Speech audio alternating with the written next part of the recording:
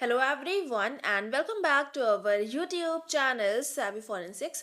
So friends, आज के इस वीडियो में हम बात करने वाले हैं अपने क्वेश्चन पेपर की। और ये जो क्वेश्चन पेपर है आपका अगस्त में जो रिपीट एग्ज़ाम कराया गया था, री एग्ज़ाम कराया गया था, उसके सेकेंड पार्ट को आज हम डिस्कस करने वाले हैं।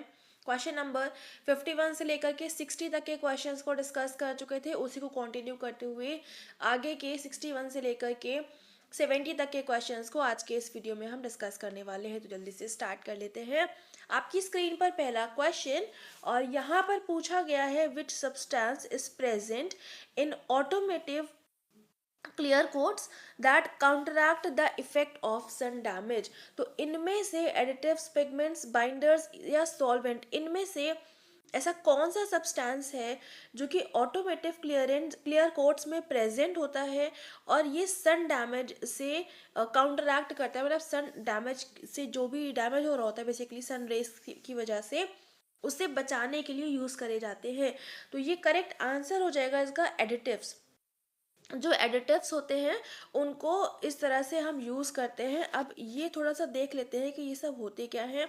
तो एडिटिव्स का मतलब होता है जो कि यूवी रेज को एब्जॉर्ब कर लें, सन से प्रोटेक्ट करते हैं, ये स्टेबलाइजर्स की तरह भी काम करते हैं और ये एंटीऑक्सीडेंट्स भी होते हैं। ठीक है। और यहाँ पर ये जो है आपके एडिटिव्स जो होते हैं ये ऑटोमेटिव क्लियर कोट में एक तरह से की कंपोनेंट होता है जो कि सन रेज से जो भी डैमेज कॉज हो रहा होता है उससे प्रोटेक्ट करने के लिए एडिटिव्स आपके काम करते हैं। अब ये जो एडिटिव्स होते हैं ज़रूरी नहीं है कि सिर्फ ऑटोमेटेड क्लियर कोट्स में ही हो, ये कुछ और मटेरियल्स में भी देखने को मिल सकते हैं। जैसे जो एडिटिव्स होते हैं ये पेंट में भी आपको देखने को मिलते हैं, है ना। तो ये जो काम यहाँ पर करेगा वही सेम काम आपका बाकी मटेरियल्स में भी करेगा। नेक्स्ट आपका पिगमेंट्स की अगर हम बात करें तो पिगमेंट्स जो होते हैं आपके कलर्ड कंपोनेंट्स होते हैं जो कि पेंट को या कोई भी सरफेस को कलर प्रोवाइड करने का काम करता है। अगर पिगमेंट को किसी भी मटेरियल में मिक्स कर रहे हैं तो वो उस पर्टिकुलर मटेरियल को वो कलर का कर देगा, जिस भी कलर का वो पिगमेंट आप यूज़ कर रहे होंगे। तो पिगमेंट बेसिकली कलर्ड कंपोनेंट्स होते हैं और जो एडिटिव्स होते हैं ना ये कलरलेस होते हैं, इसमें किसी भी तरह का कोई भी कलर अवेलेबल नहीं होता है। ठीक है।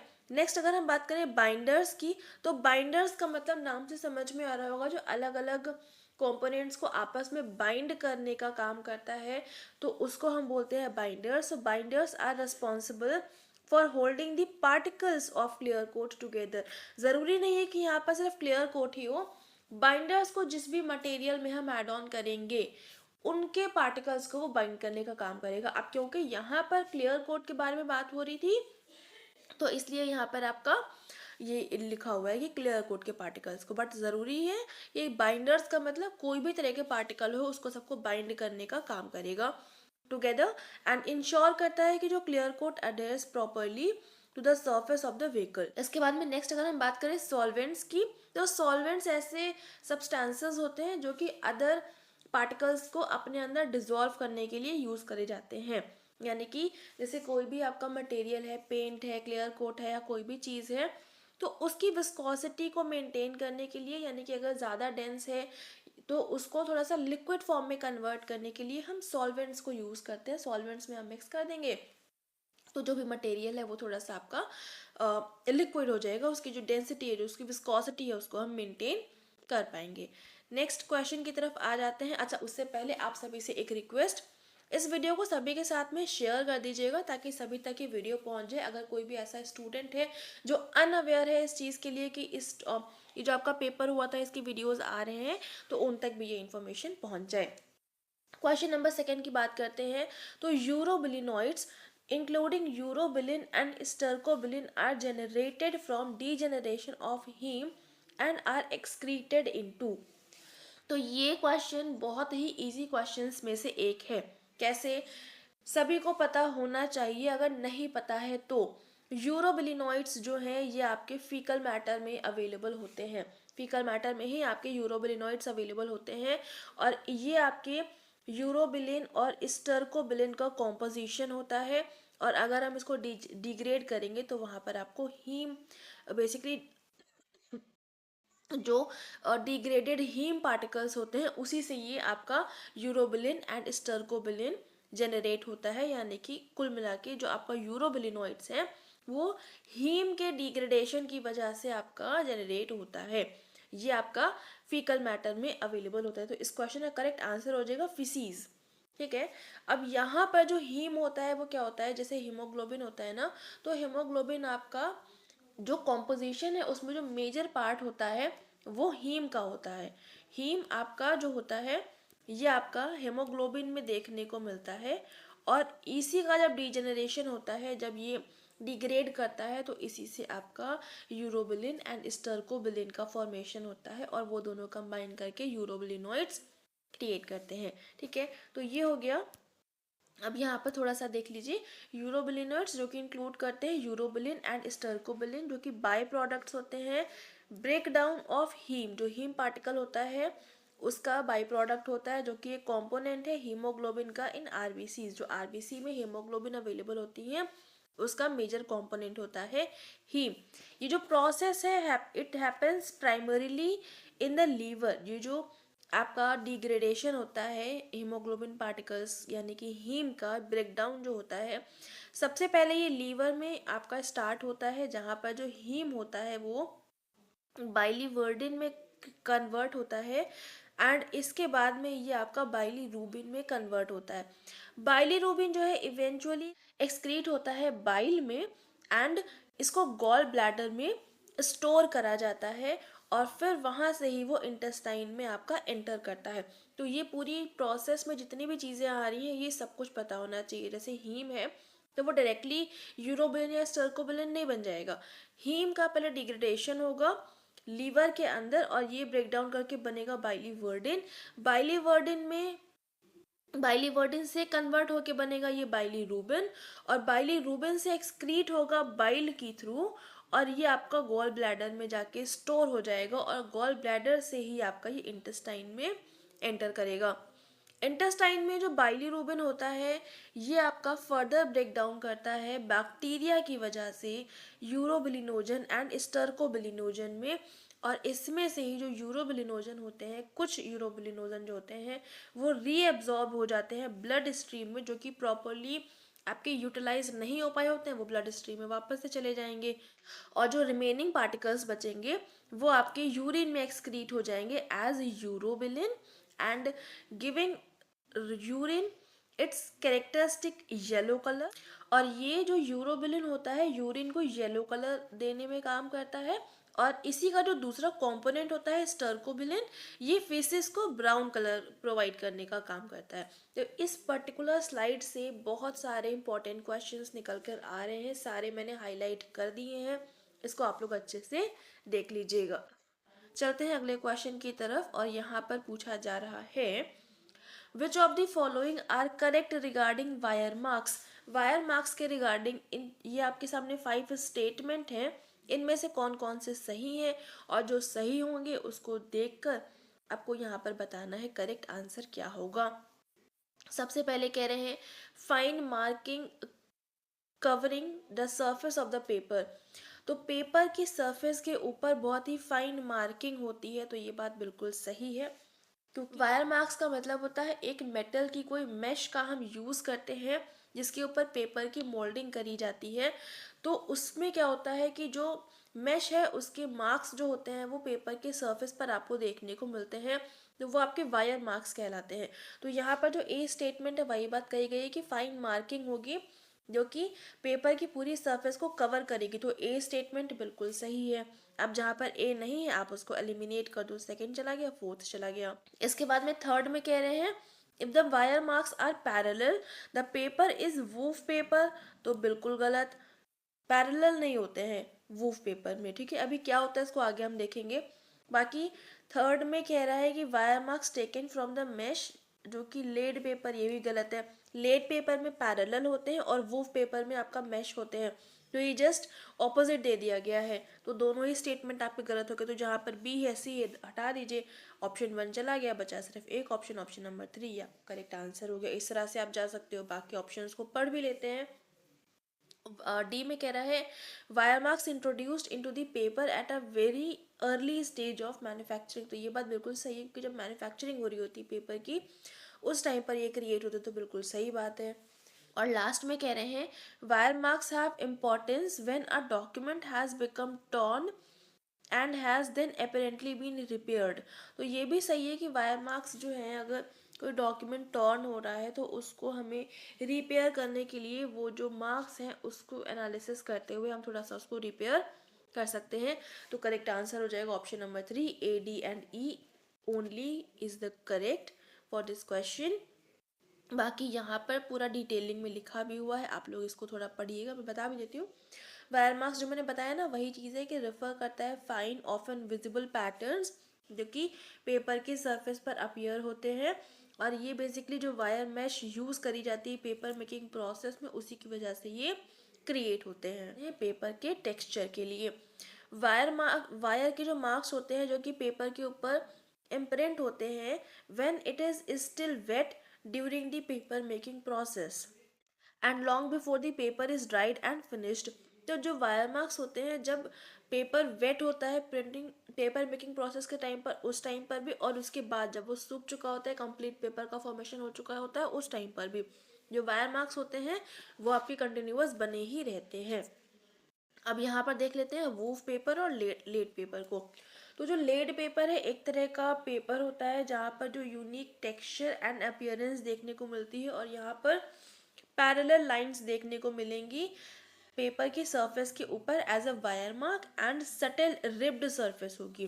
तो ये है आपका लेड पेपर। वूफ पेपर की बात करें तो यहाँ पर स्मूथ अपीयरेंस होती है, यूनिफॉर्म टेक्सचर होता है, जहाँ पर वायर मार्क्स उतना क्लियरली विजिबल नहीं होते हैं। एंड यहाँ पर जो वायर मार्क्स होते हैं बहुत ही ज़्यादा फाइन और सटल होते हैं, जिनको आप नेकेड आई से देख नहीं पाओगे। और जो वूफ पेपर होता है उसको बनाने के लिए जो हम वायर की मैश यूज़ करते हैं वो आपकी ब्रास की होती है, थिन ब्रास वायर्स होते हैं इसमें मैश को क्रिएट करने के लिए, और इसी के ऊपर पेपर पल्प की कास्टिंग होती है जिससे कि आपका वूफ पेपर बन के तैयार होता है। वूफ पेपर कुछ इस तरह से आपका रहता है। ठीक है, आगे चलते हैं नेक्स्ट क्वेश्चन की तरफ, क्वेश्चन नंबर 4। और यहाँ पर कह रहे हैं कि आपको अरेंज करना है प्रॉपर सीक्वेंस में for the conduction of postmortem of the disease. कोई भी इंडिविजुअल है, अगर आपको उसका पोस्टमार्टम करना है तो उसका सीक्वेंस क्या होना चाहिए। तो ये भी आपका बहुत इजी क्वेश्चंस में से एक है। अगर पोस्टमार्टम करना है, सबसे पहले आप फिजिकल बॉडी का एग्जामिनेशन करोगे, जो बॉडी है उसको बाहर बाहर से आप देखोगे, और जो रेडियोलॉजिकल एग्जामिनेशंस होते हैं यानी कि एक्सरे वगैरह होता है आप वो करोगे। यानी कि कोई भी तरह का कट पिट आपको नहीं करना है, तो डिसेक्शन आप पहले तो नहीं करोगे, तो ABC पहले ही चले गए। फिर आप डी में कह रहे हैं रेडियोलॉजिकल एग्जामिनेशन, बिल्कुल सही है, जो सबसे पहले है आप रेडियोलॉजिकल एग्जामिनेशन करोगे। इसके बाद में आपको बॉडी के फ्लूइड्स जो होते हैं उनका कलेक्शन करना होता है, इसके बाद में आप डिसेक्शन करोगे। तो ये इस तरह से सिर्फ आपने सिर्फ 2 को अरेंज करा है, तो यहाँ से भी आप आंसर तक बहुत आराम से पहुँच सकते हैं। जैसे कि डी और ई सिर्फ आपका ऑप्शन नंबर 1 में देखने को मिल रहा है, बाकी सब में नहीं है। आप बहुत आराम से इस तरह से आंसर तक पहुंच गए। अगर आपको नहीं पता है बाकी सब में क्या होगा क्या नहीं होगा, तो ये हो गया। उसके अलावा नेक्स्ट अगर हम बात करें तो लॉन्ग बोन का डिसेक्शन सबसे लास्ट में हमको करना होता है, क्योंकि ये आपका एट द एंड होता है, क्योंकि यहाँ से उतनी इन्फॉर्मेशन नहीं मिलती है और जो बाकी के पार्ट्स होते हैं वो ज़्यादा इम्पॉर्टेंट होते हैं। तो हम लॉन्ग बोन का लास्ट में करेंगे, उससे पहले हम स्कल का कर लेंगे और स्कल के बाद में हम हार्ट का कर लेंगे। तो करेक्ट सीक्वेंस हो गया D, E, B, A and C, option number 1 is the right answer. अब यहाँ पर पूरा लिखा हुआ है कि ये क्या होता है, कैसे होता है। तो रेडियोलॉजिकल इमेजिंग जो है आपका एक्सरे या CT स्कैन इंक्लूड करता है, एंड इस टिपिकली फर्स्ट स्टेप होता है पोस्टमार्टम एग्जामिनेशन का, और ये हेल्प करता है जितने भी अगर कोई फ्रैक्चर हुआ है, कोई फॉरेन बॉडी है, कोई एबनॉर्मलिटी है बॉडी में, तो ये सबको डिटेक्ट करने के लिए सबसे पहले हम विजुअल या फिजिकल एग्जामिनेशन करते हैं, जिसको हम बोलेंगे radiological imaging which includes X-ray and CT scan. इसके बाद में हमको बॉडी फ्लूइड्स जितने भी होते हैं, ब्लड हो गया, यूरिन हो गया, विट्रस ह्यूमर हो गया, ये सारे ही तरह के फ्लूइड्स को आपको कलेक्ट करना होगा टॉक्सिकोलॉजिकल एनालिसिस के पर्पज से। उसके बाद में हम डिसेक्शन करना स्टार्ट करेंगे, जहाँ पर सबसे पहले हम स्कल का करेंगे, and this may involve dissection to examine the brain and any potential trauma to the skull or brain tissue। तो जब हम स्कल का करेंगे तो वहाँ पर ब्रेन या जो भी ब्रेन के टिश्यूज़ हैं, स्कल है, उसमें कोई भी ऐसा ट्रॉमा हुआ है, कोई फ्रैक्चर हुआ है, वो सारा कुछ हम पूरा एनालिसिस अच्छे से करेंगे। उसके बाद में हम हार्ट का कर लेंगे, जहाँ पर हम एग्जामिन करेंगे कार्डियोवैस्कुलर सिस्टम को कि उसमें कोई भी डिसीज़, कोई भी ट्रॉमा या एबनॉर्मेलिटी जैसे मायोकार्डियल इन्फार्क्शन या एम्बोलिज्म ये सब कुछ हुआ है। तो फाइनली जो लॉन्ग बोन्स होती हैं उनका हम डिसेक्शन करेंगे, एंड यहाँ पर कोई भी तरह का फ्रैक्चर हुआ है या एविडेंस अगर हमको कोई भी डिजीज़ के मिल रहे हैं, जैसे बोन कैंसर है, कोई इन्फेक्शन है, ये सब कुछ हम देखेंगे। ये जो है ऑल्सो प्रोवाइड करता है इंसाइट इनटू ट्रॉमा, जो कि रेलिवेंट होते हैं कॉज ऑफ डेथ को फाइंड आउट करने के लिए। तो ये कुछ सीक्वेंस होता है आपका पोस्टमार्टम में। तो ये भी काफ़ी इजी क्वेश्चंस था। अगर आपको बहुत डिटेल में आंसर नहीं पता है, फिर भी आप थोड़ा बहुत सा लॉजिक लगाओगे ना, तो नेट का पेपर ऐसा होता है कि आप बहुत आराम से आंसर्स तक पहुंच सकते हो। जानते हैं कि जैसे कि आप पेपर में बैठे होते हो तो उतना नहीं लग पाता है, बट फिर भी आपके पास सफिशियंट अमाउंट ऑफ टाइम होता है। अगर आप थोड़ा सा भी लॉजिक का यूज़ करोगे ना, तो आपको ज़रूरी नहीं होता कि सारे स्टेटमेंट आप पढ़ो ही पढ़ो, बट आप थोड़ा सा लॉजिक को लगा लो तो आप बहुत आराम से क्वेश्चन के आंसर्स तक पहुंच सकते हो। क्योंकि यहाँ पर जो ऑप्शंस बनाए जाते हैं, मल्टीपल ऑप्शंस ज़रूर होते हैं, बट उनको एलिमिनेट करने की प्रोसेस अगर आप यूज़ करोगे ना, तो आप बहुत इजीली क्वेश्चन के आंसर और करेक्ट आंसर तक पहुंच पाओगे, है ना। तो अब आगे चलते हैं नेक्स्ट क्वेश्चन की तरफ, और ये आपके सामने क्वेश्चन नंबर 5, और यहाँ पर पूछा गया है while collecting maggot samples for further examination is preferable placed directly in acetic acid but alternately one can use। तो यहाँ पर पूछा जा रहा है जो आपके मैगट सैंपल्स होते हैं इनके कलेक्शन के लिए प्रेफर तो हम एसिटिक एसिड को ही करते हैं, ये बात तो ठीक है। लेकिन अगर हमको एसिटिक एसिड नहीं मिल रहा है तो ऑल्टरनेट के तौर पर हम क्या यूज़ कर सकते हैं इन चारों में से। तो क्लोरोफॉर्म करते हैं, इथाइल अल्कोहल करते हैं, हॉट वाटर करेंगे, कोल्ड वाटर करेंगे। तो एसिटिक एसिड अगर नहीं है तो उस कंडीशन में आप इथाइल अल्कोहल को यूज़ कर सकते हो। तो ऑप्शन नंबर 2 जो है इस क्वेश्चन का करेक्ट आंसर हो जाएगा। अब यहाँ पर देख लेते हैं कि कौन कौन सी कंडीशन में मैगट्स पर क्या इफेक्ट पड़ेगा। तो एसिटिक एसिड तो यूजुअली आपका यूज़ करा ही जाता है, इसको हम प्रेफर करते हैं। बट अगर ये नहीं मिल रहा है तो उस कंडीशन में इथाइल अल्कोहल यूजुअली 70% सॉल्यूशन का हम यूज़ करते हैं, जो कि एक गुड ऑल्टरनेटिव रहता है if in case acetic acid available नहीं है। एंड ये इफेक्टिवली प्रिजर्व करता है सैंपल को by dehydrating them and prevent करता है बैक्टीरियल ग्रोथ को। यानी कि जिस कंडीशन में आपको मैगट्स मिले हैं, आपको वहाँ पर जो वो भी बैक्टीरिया है जो मैगट्स हैं उनकी ग्रोथ को रोक देगा एंड उनको डिहाइड्रेट कर देगा। और जैसे मैगट्स आपको क्राइम सीन पर मिले हैं वैसे ही मैगट्स आपको एग्जामिनेशन के टाइम पर भी देखने को मिलेंगे। तो ये चीज़ आपकी रहती है इथाइल अल्कोहल में। और जो एसिटिक एसिड होता है ये आपके क्या करते हैं, जो मैगट्स होते हैं उसमें जो डीके होता है यानी कि उसकी जो ग्रोथ हो रही होती है उसको स्टॉप कर देता है। तो दोनों का ऑलमोस्ट सेम ही काम हुआ। क्लोरोफॉर्म की बात अगर हम करें तो ये एक तरह का वोलेटाइल सॉल्वेंट होता है एंड ये हार्मफुल होता है सैंपल के लिए भी और जो इंडिविजुअल इसको यूज़ कर रहा है उसके लिए भी, यानी कि जो क्लोरोफॉर्म को हैंडल कर रहा है उसके लिए भी। तो क्लोरोफॉर्म काफ़ी वोलेटाइल होता है और हार्मफुल सब्सटेंस होता है, तो इसलिए क्लोरोफॉर्म को हम कभी भी यूज़ नहीं करते हैं। और उसके अलावा नेक्स्ट अगर हम बात करें हॉट वाटर की, तो हॉट वाटर जो रहते हैं जितने भी मैगट्स होते हैं या जितने भी इंसेक्ट्स होते हैं उन सबको किल कर देते हैं एंड ये जो है फिजिकल करेक्टरिस्टिक्स भी इससे ख़त्म हो जाएंगे, क्योंकि जब मैगट्स ही ख़त्म हो जाएंगे उनकी डेथ हो जाएगी तो जो एग्जामिनेशन के लिए हमने सैंपल को कलेक्ट करा था वो भी अनयूजेबल हो जाएगा, तो उसकी भी कोई वैल्यू बचेगी नहीं। इसलिए हॉट वाटर भी हम बिल्कुल यूज़ नहीं करते हैं। यहीं पर अगर हम बात करें कोल्ड वाटर की, तो कोल्ड वाटर जो रहता है वो डिकम्पोजिशन को स्लो कर देता है, स्लो डाउन कर देता है डिकम्पोजिशन को टेम्परेरली। एंड क्योंकि यहाँ पर भी डिकम्पोजिशन कंटिन्यूसली होता रहेगा, भले ही स्लो प्रोसेस से हो बट होगा, तो इसलिए ये भी इफ़ेक्टिव नहीं होता है जितना कि इफ़ेक्टिव हम अल्कोहल या फिर एसिटिक एसिड को मान सकते हैं लॉन्ग टर्म प्रिजर्वेशन के तौर पर। एंड यहाँ पर भी जो बैक्टीरियल ग्रोथ रहती है उसमें कोई भी तरह का स्टॉपेज नहीं होता है, कोई डिहाइड्रेशन नहीं होता है, इसलिए कोल्ड वाटर भी हम यूज़ नहीं करते हैं। तो ये तीनों के तीनों अगर मैगेट्स या कोई भी तरह के इंसेक्ट्स का हमें प्रिजर्वेशन करना है, उसके लिए यूज़ करना है, तो बिल्कुल भी आपका वेस्ट हो जाएगा सैंपल का कलेक्शन करना। तो ये सब आप यूज़ नहीं करोगे। एसिटिक एसिड या फिर जो इथाइल अल्कोहल है वही आप कर सकते हो यूज़। आगे चलते हैं नेक्स्ट क्वेश्चन की तरफ। पर आपसे पूछ रहे हैं जो OH ग्रुप होता है अल्कोहल्स का, यूजुअली कोई भी आप अल्कोहल का नाम पढ़ेंगे तो उसमें अगर आप उसका स्ट्रक्चर देख रहे हो तो उसमें OH ग्रुप डेफिनेटली अवेलेबल होगा, क्योंकि OH इंडिकेट करता है अल्कोहल के प्रेजेंस को। तो जब यही OH carbon carbon double bond के साथ में बाइंड कर जाता है तो इसको हम क्या बोलते हैं? तो यहाँ पर कार्बन कार्बन डबल बॉन्ड का क्या मतलब है? तो ये एक कार्बन है, डबल बॉन्ड बन गया, दूसरा कार्बन हो गया। अब यहाँ पर होता क्या है कि जैसे कार्बन का आपको पता होगा, अपने केमिस्ट्री में पढ़ा होगा कि कार्बन में 4 बॉन्ड्स लगते हैं। अगर कुछ भी उसमें अटैच नहीं हो रहा तो हाइड्रोजन अटैच होगा। तो यहाँ पर आप देख रहे हो कि यहाँ पर 2 बॉन्ड बन रहे हैं, ठीक है। तो ये कार्बन के डबल बॉन्ड हो गया। अब यहाँ पर ये वाला जो कार्बन है इससे कोई भी चीज़ अटैच नहीं है, इसके 4 बॉन्ड हमको बनाने हैं।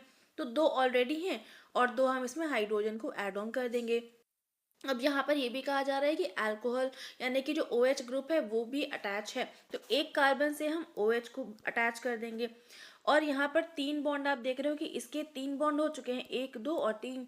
तो अब यहाँ पर एक बॉन्ड हमको और लगाना है, तो एक बॉन्ड लगाने के लिए इसमें हम H को ऐड कर देंगे। तो ये क्या बन गया? CH2CHOH, इस तरह का आपका बन गया। तो यहाँ पर ये जो फॉर्मेशन हुई है, किस चीज़ की फॉर्मेशन हुई है? CH2CHOH, ये जो फॉर्मेशन हुई है ये क्या नाम है, इसका क्या नाम होगा? तो ये हो जाता है आपका विनाइलिक अल्कोहल। विनाइलिक अल्कोहल अगर आपको लिखना होगा, उसका स्ट्रक्चर लिखना होगा, तो वो कुछ इस तरह से होगा और ओपन करके आपका कुछ इस तरह से होगा, ठीक है। तो ये चीज़ हो गई।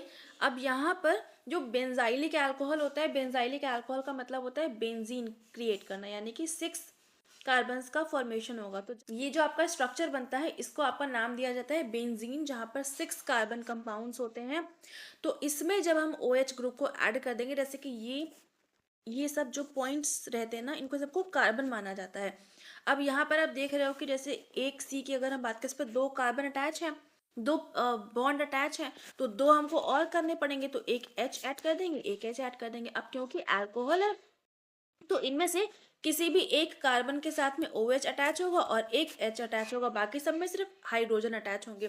तो इस तरह का जो क्रिएशन होता है ये आपका बेंजाइलिक अल्कोहल होता है। तो अब आगे चलते हैं। यहाँ पर आप देख लो कि इस क्वेश्चन का करेक्ट आंसर है ऑप्शन नंबर 3, विनाइलिक अल्कोहल। अब यहाँ पर अगर आप देखो इस क्वेश्चन में, ये हो गया आपका विनाइलिक अल्कोहल, जो कि मैंने आपको प्रीवियस अच्छे से समझाया था। फिर ये आपका एलाइलिक अल्कोहल, यहाँ पर क्या है, एक C ये है और एक C ये है, यानी कि यहाँ पर आपके 3 कार्बन बन रहे हैं। और बाकी बेंजाइल तो आपको समझा ही दिया था मैंने, ठीक है। तो ये सारा कुछ हो गया। उम्मीद करती हूँ यहाँ तक आपको समझ में आ गया होगा। अगले क्वेश्चन की तरफ मूव कर जाते हैं और ये आपका लिस्ट है। लिस्ट 1 को लिस्ट 2 से मैच करना है। अब बहुत ईजी क्वेश्चन में से ये भी एक है, क्योंकि जो आपका बैलिस्टिक्स वाला पार्ट है उस पर बेस्ड ये क्वेश्चन है और बैलिस्टिक्स को बहुत डिटेल में हमने कवर करा हुआ है। तो अगर उसके बाद भी आपका ये क्वेश्चन गलत करके आ रहे हो तो फिर आपको अच्छे से पढ़ के जाना पड़ेगा। बैलिस्टिक्स की पूरी प्लेलिस्ट आप कवर कर लीजिए, बहुत आराम से ये सारे क्वेश्चंस आप कंप्लीट अच्छे से आंसर कर पाएंगे अपने एग्जाम में, ठीक है। तो यहाँ पर पढ़ना स्टार्ट करते हैं एक तरफ से। सबसे पहले कह रहा है speed of burning and strength of black powder. फिर सेकेंड में कह रहा है choking effect of the barrel on the speed of pellets depend upon. जो चोकिंग इफेक्ट होता है बैरल का, स्पीड ऑफ पैलेट्स, ये किस चीज़ पर डिपेंड करता है। और सी में कह रहा है एक्सपेंडिंग गैसेस जो होती हैं मूव करती हैं कार्ट्रिज के इसको बैकवर्ड। और डी में कह रहा है dense powders used in cartridges is coated with dinitrotoluene used to. तो ये तो लिस्ट ए में बोला गया है। लिस्ट 2 में क्या है, कंट्रोल करता है इनिशियल बर्निंग एंड प्रिवेंट करता है एब्जॉर्प्शन ऑफ मॉइस्चर। तो क्या चीज़ आपकी है जो कि कंट्रोल करेगी इनिशियल बर्निंग को? तो चोकिंग इफेक्ट नहीं करेगा, एक्सपेंडिंग गैसेस ये भी नहीं करेगा, जो डेंस पाउडर्स, हाँ ये बात सही है। जो ऑप्शन नंबर डी है यहाँ पर इसकी पेयरिंग हो जाएगी 1 के साथ में, क्योंकि जो आपके पाउडर जितना ज़्यादा डेंस होंगे उसमें इनिशियल बर्निंग और जो मॉइस्चर का एब्जॉर्प्शन होगा वो उतना ज़्यादा कंट्रोल हो पाएगा। तो डी की पेयरिंग हो गई 1 के साथ में, और कोटिंग यहाँ पे डाई नाइट्रोटोल्यूल टोल्यूल की है, तो ये आपका अच्छे से अब्जॉर्प्शन कर लेगा मॉइस्चर का। अब यहाँ पर आप देख लो D1 में सिर्फ 2 में है, तो आप थर्ड और फोर्थ दोनों को हटा दो। अब यहाँ पर सी की पेयरिंग 2 से दिख रही है ऑप्शन के अकॉर्डिंग, तो ये बात आपकी बिल्कुल सही है। जो एक्सपेंडिंग गैसेस होती हैं उसमें अगर बैकवर्ड लग रहा है तो रिकॉइल ऑपरेटेड रिपीटर है, तो C2 बिल्कुल सही बात है। अब आपको सिर्फ 2 चेक करने हैं, ए की पेयरिंग 3 से होगी या 4 से होगी, इतना हो गया। अब इसके बाद में ए और बी को और देख लेते हैं। तो जो स्पीड ऑफ बर्निंग होती है एंड स्ट्रेंथ जो होती है ब्लैक पाउडर की, वो बेसिकली जो ग्रैनुलेशन होता है उनके साइज के ऊपर डिपेंड करता है। तो ए की पेयरिंग हो गई 3 से, तो फर्स्ट ऑप्शन भी एलिमिनेट हो जाएगा, करेक्ट आंसर हो जाएगा option number 2, A3 B4 C2 and D1। B में क्या कह रहा है, चोकिंग इफेक्ट जो है बैरल का on the speed of pellets depend upon the choking effect किस चीज़ पर डिपेंड करता है, उसकी quantity of the ammunition and packaging of the ingredients cartridge के अंदर, और जो वैड की डिज़ाइन है इन सब पे आपका चोकिंग इफेक्ट डिपेंड करेगा। तो करेक्ट आंसर होगी ऑप्शन नंबर 2। यहाँ पर जो कुछ समझाया है वो कुछ लिखा हुआ है, आप लोग उसको रीड कर लीजिएगा। आगे चलते हैं क्वेश्चन नंबर 8 की तरफ, और यहाँ पर कह रहे हैं which of these is an alpha 2 glycoprotein, इसमें से कौन सा ऐसा अल्फा 2 ग्लाइकोप्रोटीन है which having the special function of mopping up the residues from aging and degenerate hemoglobin। तो कौन सा ऐसा आपका अल्फा 2 ग्लाइकोप्रोटीन है जिसका कि स्पेशल फंक्शन होता है जितने भी रेसिड्यूज पार्टिकल्स होते हैं एजिंग की वजह से एंड जो भी डीजेनरेटेड हीमोग्लोबिन पार्टिकल्स होते हैं उनको मॉप अप करने का काम करता है। तो ये काम करते हैं आपके हेप्टोग्लोबुलिन्स। तो ऑप्शन नंबर 3 जो है इसका करेक्ट आंसर हो जाएगा। तो हेप्टोग्लोबुलिन क्या है, ये हेप्टोग्लोबिन जो है आपके अल्फा 2 ग्लाइकोप्रोटीन है जो कि इंपॉर्टेंट रोल प्ले करते हैं। जितने भी फ्री हीमोग्लोबिन पार्टिकल्स होते हैं, डिग्रेडेड हीमोग्लोबिन पार्टिकल्स होते हैं, उन सबको बाइंड करके ब्लड स्ट्रीम में जो भी फ्लो कर रहे होते हैं उनको सबको बाइंड कर लेते हैं बेसिकली। एंड ये जो भी ना, ये फ्री हीमोग्लोबिन है कहाँ से, तो ये आपकी आरबीसी से रिलीज हुआ है ड्यूरिंग नॉर्मल टर्नओवर और हीमोलिसिस। जब हीमोलिसिस हो रही है या फिर नॉर्मल कंडीशंस में जो फ्री हीमोग्लोबिन आपका ब्लड स्ट्रीम में रिलीज हो रहा है उन सबको बाइंड कर लेगा आपस में, एंड जो प्राइमरी फंक्शन होता है इन सबको बाइंड करके इसको सबको रिमूव कर देगा। तो मॉप अप करने का काम करता है। मॉपिंग यानी कि पोछा लगाना मतलब होता है ना मॉप करने का। तो वही चीज़ है कि ये जितना भी डिग्रेडेड या फिर फ्री पार्टिकल्स होते हैं उनको सबको आपस में बाइंड करेगा और ब्लड स्ट्रीम से बाहर निकाल देगा। और ये क्या करता है, प्रिवेंट करता है ऑक्सीडेटिव डैमेज टू टिश्यूज़ में कोई भी ऑक्सीडेशन की वजह से डैमेज ना हो, किडनीज में कोई भी डैमेज ना हो, इन सब चीज़ों से प्रिवेंट करते हैं हेप्टोग्लोबिन। तो ये सारे काफ़ी इंपॉर्टेंट पॉइंट्स। और ये जो बाइंडिंग प्रोसेस होती है ये फैसिलिटेट करती है clearance of haemoglobin haptoglobin complex by the liver where the heme can be broken down and recycled. तो जब हीमोग्लोबिन के पार्टिकल्स को बाइंड करेगा हेप्टोग्लोबिन तो एक कॉम्प्लेक्स बनता है। उस कॉम्प्लेक्स का नाम दिया जाता है haemoglobin haptoglobin complex, haemoglobin haptoglobin complex. और ये कॉम्प्लेक्स कहाँ पर बनेगा, आपका लीवर में, और फिर ये आपका लीवर के थ्रू जो कॉम्प्लेक्स बनता है उसको रिमूव कर दिया जाता है, हटा दिया जाता है। ठीक है, तो ये सारे काफ़ी इंपॉर्टेंट पॉइंट्स थे इसमें, इनको सब कुछ ध्यान में रखिएगा। अब ये जो है हेप्टोग्लोबिन ये अल्फा 2 प्रोटीन है। फंक्शन क्या होता है, कंबाइन करता है हीमोग्लोबिन को जो कि रिलीज होती है आरबीसी लिसिस की वजह से, एंड जितना भी आयरन पार्टिकल्स होता है या प्रोटीन होती हैं उनको सबको प्रिजर्व कर लेता है, सर्कुलेट करता है, हाफ लाइफ अप्रॉक्सीमेटली 4 डेज। क्या ये बैलेंस करेगा, इंक्रीज अगर हो रहा है स्ट्रेस में, कोई इन्फेक्शन है, कोई एक्यूट इन्फ्लेमेशन है, टिश्यू नार्कोसिस है, इसको सबको आपका कंट्रोल करेगा। कोई डिक्रीमेंट हो रहा है हीमोलिटिक एपिसोड तो उसको कंट्रोल करेगा। ये यूज़फुल होता है मॉनिटर करने में स्लो रेट हीमोलिसिस को। तो यहाँ पर हेप्टोग्लोबिन से रिलेटेड कुछ और पॉइंट्स भी लिखे हुए हैं, आप इसको एक बार देख लीजिएगा। बहुत इंपॉर्टेंट नहीं है, इंपॉर्टेंट वाले वही प्रीवियस स्लाइड में थे यहाँ पर, तो इसको आप लोग ध्यान से पढ़िएगा। नेक्स्ट क्वेश्चन, क्वेश्चन नंबर 9 यहाँ पर पूछ रहे हैं choose the correct statement regarding pipe bomb. Pipe bomb के रिगार्डिंग आपको करेक्ट स्टेटमेंट बताना है। इनमें से ढूंढना है कौन कौन से सही हैं और फिर यहाँ पर आपको आंसर मार्क करना है। पढ़ना स्टार्ट करते हैं। ऑप्शन नंबर डी में कह रहा है पाइप बॉम्ब जो होते हैं यूजुअली यूज करे जाते थे ड्यूरिंग कन्वेंशनल वॉर। सी में कह रहा है जो मेटल पाइप होती हैं सिर्फ वही यूज करी जाती हैं। सी में कह रहा है ओनली मेटल पाइप जो कि कास्ट आयरन की बनी हुई होती है, क्या सिर्फ उन्हीं को यूज करते हैं? तो ये बात तो बिल्कुल गलत है, क्योंकि जरूरी नहीं है कि सिर्फ हम कास्ट आयरन की बनी हुई पाइप को यूज करेंगे। तो सी जहां जहां पर है आप उसको हटा दो। 2 भी गया, 3 भी गया, 4 भी गया, बचा सिर्फ एक ऑप्शन, ऑप्शन नंबर 1। आंसर तक आप पहुंच गए इस तरह से। बाकी पढ़ भी लेते हैं।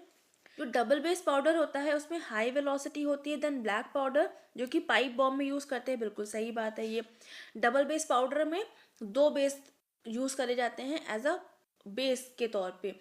तो नाइट्रोग्लिसरीन और नाइट्रोसेलुलोज दोनों को यूज करते हैं, बट जो सिंगल बेस वाले पाउडर होते हैं या ब्लैक पाउडर होते हैं उनकी कैपेसिटी, उनकी जो वेलोसिटी होती है वो उतनी नहीं होती है। तो बी में बिल्कुल सही बात बोली गई है। ए में कह रहे हैं a pipe bomb having a black powder as main charge, जो कि प्रोड्यूस करता है fragments that are larger than the same bomb, जिसमें कि आपके डबल बेस स्मोकलेस पाउडर का। ये भी बिल्कुल सही है, क्योंकि जो डबल बेस स्मोकलेस पाउडर होगा वो जितने भी पार्टिकल्स होंगे आपके एमिनेशन में उन सबको बहुत अच्छी तरह से बर्न करेगा, बट जो ब्लैक पाउडर होता है वो उतना अच्छी तरह से बर्न नहीं कर पाता है, इसलिए उसमें बड़े पार्टिकल्स मिलेंगे और स्मोकलेस वाले में आपके छोटे पार्टिकल्स मिलेंगे। तो ये भी सही है। तो option number A and B दोनों ही करेक्ट है। तो करेक्ट आंसर हो जाएगा इस क्वेश्चन का ऑप्शन नंबर 1। अब यहाँ पर पूरा डिटेलिंग में लिखा भी हुआ है, इसको भी एक बार रीड कर लेते हैं। तो ब्लैक पाउडर क्या है? ब्लैक पाउडर को हम लो एक्सप्लोसिव बोलते हैं। ये आपके लार्जर फ्रेगमेंट्स को प्रोड्यूस करते हैं, क्योंकि यहाँ पर जो बर्निंग होती है वो स्लो होती है और उतनी ज़्यादा कैपेसिटी से होती भी नहीं है। यहाँ पर जनरेट करते हैं रिलेटिवली लो प्रेशर, जो प्रेशर होगा वो काफ़ी कम होगा। अगर हम यहाँ पर स्मोकलेस पाउडर्स की बात करें तो यहाँ पर वेलोसिटी भी ज़्यादा होगी, बर्निंग रेट भी ज़्यादा होगा, प्रेशर भी ज़्यादा लगेगा, और जो पार्टिकल्स होंगे, जो फ्रेगमेंट्स होंगे वो बहुत ही माइन्यूट होंगे। तो ये हो गया आपका स्मोकलेस पाउडर की फीचर। अब यहीं पर जो स्मोकलेस पाउडर होता है इसको हम हाई एक्सप्लोसिव बोलते हैं, क्योंकि इसमें बर्निंग रेट ज़्यादा होता है, फास्टर होता है, प्रेशर भी ज़्यादा क्रिएट करता है एंड मोर कन्फाइंड स्पेस में आपका रहता है। और ये आपका can cause the pipe to fragment into smaller और शार्पर पीसेस। काफ़ी स्मॉल और शार्पर पीसेस आपको स्मोकलेस पाउडर में देखने को मिलेंगे। अब यहीं पर अगर हम बात करें डबल बेस स्मोकलेस पाउडर की, तो ये भी आपका हाई एक्सप्लोसिव है। इसमें भी बर्न रेट जो रहता है वो हायर होता है। ये भी सिग्निफिकेंटली हायर गैस वॉल्यूम को प्रोड्यूस करता है, प्रेशर भी ज़्यादा होता है as compare to black powder and it leads to higher velocity of the expanding gases. यहाँ पर जो वेलोसिटी होगी वो भी ज़्यादा होगी एक्सपेंडिंग गैसेस की वजह से, और इसकी वजह से ज़्यादा पावरफुल एक्सप्लोजन करता है, जहाँ पर फ्रेगमेंटेशन जो होता है वो भी काफ़ी ज़्यादा होगा in comparison to black powder. तो जहाँ पर आपका double base smokeless powder use करा जा रहा है वहाँ पर आपका एक्सप्लोजन जो है वो काफ़ी पावरफुल होता है और काफ़ी ग्रेटर फ्रेगमेंटेशन यहाँ पर आपको देखने को मिलेगा। यहाँ पर जो कास्ट आयरन होता है it may be used in some cases, but ज़रूरी नहीं है कि हर बार हम कास्ट आयरन को ही यूज़ करेंगे। यहाँ पर आप स्टील पाइप को भी यूज़ करते हो, कॉपर पाइप को भी कर सकते हो। तो कोई भी मेटल की पाइप जो कि जिसकी स्ट्रेंथ ज़्यादा होती है आप उसको यूज़ कर सकते हो for pipe bomb. Pipe bomb typically आपके टेररिस्ट अटैक में यूज़ करे जाते हैं। इम्प्रोवाइज्ड एक्सप्लोसिव डिवाइसेस जो होती हैं, जो होम मेड फायर आर्म्स होते हैं, उसमें आपका पाइप बॉम्ब यूज़ होता है। ये आपका क्रिमिनल एक्टिविटी में भी यूज़ होता है रेदर दैन इन कन्वेंशनल वॉरफेयर। और इनका जो यूज़ है asymmetric warfare, street level violence या फिर इंसर्जेंसी में भी कर सकते हैं। बट जहाँ पर भी हम बात करेंगे कन्वेंशनल की, ट्रेडिशनल वॉर की, जो एक कुछ रूल्स को फॉलो करते हुए होती है, वहाँ पर कभी भी पाइप बॉम्ब्स का यूज़ नहीं होता, क्योंकि पाइप बॉम्ब्स जो होते हैं एक तरह से होम मेड एक्सप्लोसिव्स होते हैं।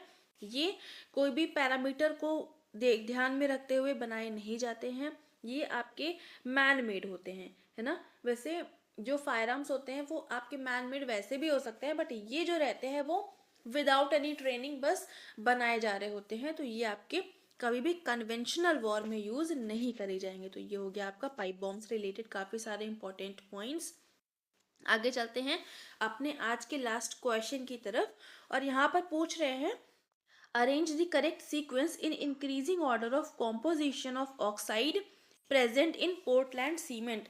तो जो पोर्टलैंड सीमेंट होती है वहाँ पर जो कॉम्पोजिशन अवेलेबल होते हैं, जो ऑक्साइड्स अवेलेबल होती हैं, उनमें सबसे ज़्यादा से सबसे कम किसकी परसेंटेज अवेलेबल होती है, उस सीक्वेंस में आपको यहाँ पर इनको अरेंज करना है। तो जब भी आपकी सीमेंट की बात आएगी तो कैल्शियम ऑक्साइड हमेशा सबसे ज़्यादा होगा। तो सबसे पहले आप सी लगा दोगे अब, क्योंकि सबसे पहले आपका सी आएगा, बाकी सब आप ऑप्शंस जो हैं सारे आपके ऑप्शंस एलिमिनेट हो जाएंगे। तो अब यहाँ पर ऑप्शन नंबर 2 बचा है जो कि आपका करेक्ट आंसर है। अब बाकी आप देख लो, जैसे कि सबसे पहले आपका CaO हो गया, इसके बाद में आपका सिलिका हो गया, फिर आपका आ जाएगा एल्यूमिनियम एंड लास्ट में आपका आ जाएगा आयरन। तो करेक्ट सीक्वेंस है CAD&B। तो ये हो गया आपका। अब यहाँ पर आप देख लो, जो कैल्शियम ऑक्साइड होती है इसकी जो परसेंटेज होती है आपकी पोर्टलैंड सीमेंट में 60 to 67% होती है, और ये लार्जेस्ट कंपोनेंट होता है जो कि आपका लाइम स्टोन से डिराइव करता है। लाइम स्टोन क्या है? CaCO3 विच अंडरगोस कैल्सिनेशन प्रोसेस, जिससे आपका मिलता है कैल्शियम ऑक्साइड। नेक्स्ट जो सिलिकॉन डाइऑक्साइड होती है SiO2, ये 20 से 25% आपको देखने को मिलती है, और ये आपका सैंड, क्ले या फिर शैल से डिराइव होती है। जो एल्यूमिनियम ऑक्साइड होती है Al2O3, ये 3 से 8% ही होती है, और ये आपका क्ले या फिर बॉक्साइट से डिराइव करी जाती है। आयरन ऑक्साइड जो कि Fe2O3 है, ये 0.5 to 0.6% आपका देखने को मिलता है। एंड ये जो है आपका आयरन रिच मिनरल्स या फिर कोई भी रॉ मटेरियल है जो कि आपका सीमेंट प्रोडक्शन में यूज़ करा जा रहा है, वहाँ से आपका डिराइव होता है। तो सबसे ज़्यादा आपका कैल्शियम होता है अराउंड 60 to 70%, फिर 20 से 25 आपका सिलिकॉन डाइऑक्साइड हो गया, एल्यूमिनियम डाइऑक्साइड आपका 3 से 8% हो गया, और जो आयरन है वो आपका 0.5 to 0.6% तक देखने को मिलता है। तो ये पूरा कॉम्पोजिशन होता है आपका पोर्टलैंड सीमेंट का। तो इस तरह से आप इसको याद रख लीजिएगा। परसेंटेज याद करना बहुत इंपॉर्टेंट, क्योंकि जैसे आपने देखा कि यहाँ पर अभी सिर्फ अरेंज करने को पूछा है, हो सकता है नेक्स्ट ईयर आपका जो नेक्स्ट आपका एग्जाम होगा वहाँ पर आपका सीधे परसेंटेज पर ही क्वेश्चन पूछ लें। तो इस तरह से आपको थोड़ा सा इसको याद रखना पड़ जाएगा।